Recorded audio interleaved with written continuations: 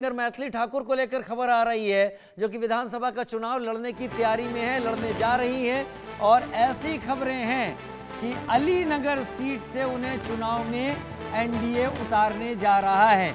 अब ये चीजें कल पुख्ता हो जाएंगी, लेकिन जब पता चलती हैं तो हमारी भी जिम्मेदारी है लोगों तक सामने रखें। आनंद सिंह हमारे सहयोगी फोन लाइन पर हमारे साथ इस वक्त जुड़ गए हैं। आनंद, क्या खबर मैथिली ठाकुर को लेकर?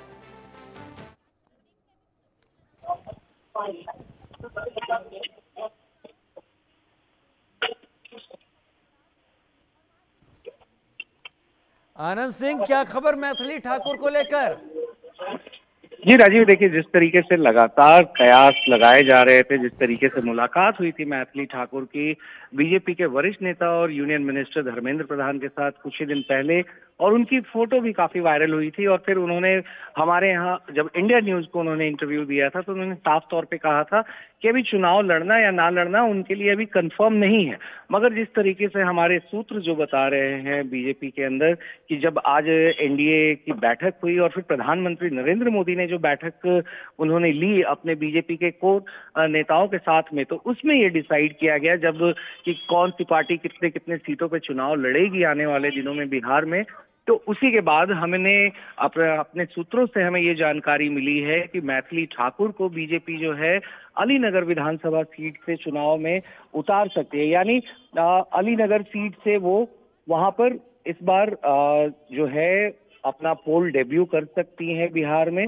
और ये अलीनगर जो सीट है, ये आपकी जाकर जो उत्तरी बिहार है उस क्षेत्र से आता है ये सीट, और फिर उसी सीट से ही इनको उतारने की बताया जा रहा है कि वो वहां से चुनाव लड़ सकती हैं। खास वजह आनंद की अलीनगर सीट का ही चुनाव मैथिली ठाकुर के लिए किया गया? देखिए, जिस तरीके से अलीनगर सीट जो दरभंगा पार्लियामेंट्री कंस्टिट्यूएंसी है, चूंकि मैथिली ठाकुर वो मैथिली की एक अच्छी सिंगर रही हैं, तो मैथिल बहुल इलाके से ही अलीनगर खास तौर पे मैथिल बहुल इलाके की सीट है, दरभंगा के अंदर ये आती है। तो मैथिली भाषा का यहाँ पर एक खासा वहां पर वर्चस्व दिखता है। तो मैथिली भाषा में ही मैथिली ठाकुर के जितने भी फोक सॉन्ग्स हैं हमने सुना है, चाहे वो छठ के गीत हों या फिर मैथिली भाषा में ही उन्होंने अपने सारे गाने गाए हैं। तो ऐसे में जहां पर भाजपा सीधा फोकस करती है कि किस तरीके से जो जहां की कल्चर है, जहां की जो ट्रेडिशन है, जहां की जो बोली है, तो उसको कहीं ना कहीं एक तरीके से सामने लाया जाए। और मैथिली ठाकुर से बड़ा एग्जाम्पल मैथिली भाषा के लिए आज के डेट पे फोक सिंगर के तौर पे उनसे बड़ा कोई उदाहरण नहीं है। तो बीजेपी चाहती है कि उस चीज को टैप कर सके, जो मैथिली भाषी लोग हैं, जो मैथिली बोलते हैं, तो उनके लिए ये काफी एक बड़ा आनंद, वाकई उदाहरण पेश चेहरे होगा। जो होते हैं वो वोटों को खींचने के लिए ही इस्तेमाल किए जाते हैं। और मैथिली ठाकुर का जो उनकी पहचान है, जो उनका चरित्र है, वो एक ऐसी सौम्य मृदुभाषी स्त्री का या लड़की का है जो सीधे सीधे लोगों के दिल पर असर करता है।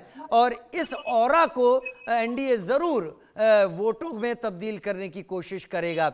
बहुत धन्यवाद आनंद, मेरे साथ जुड़ने के लिए आपका। लेकिन मयंक मौली मेरे साथ इस वक्त जुड़े हुए हैं।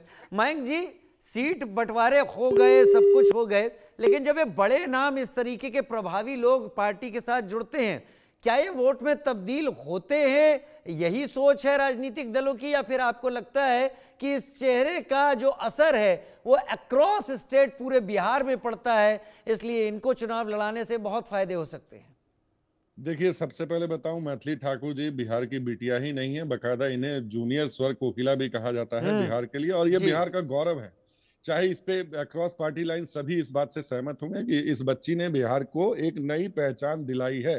तो और ये बात, जैसा कि हम जानते हैं कि मैथिली ठाकुर जी हो या उनका परिवार हो, वह राजनीतिक रूप से सक्रियता उनके तरफ से ऐसा कुछ संदेश आया था जिसको पार्टी ने सहर्ष स्वीकार किया। तो ये तो एक लोकतंत्र है जहां कभी भी कोई कहीं से भी चुनाव लड़ सकता है और अपना राजनीतिक दल, अपना राजनीतिक मत पक्ष चुन सकता है। तो श्री मैथिली ठाकुर जी ने भारतीय जनता पार्टी को कही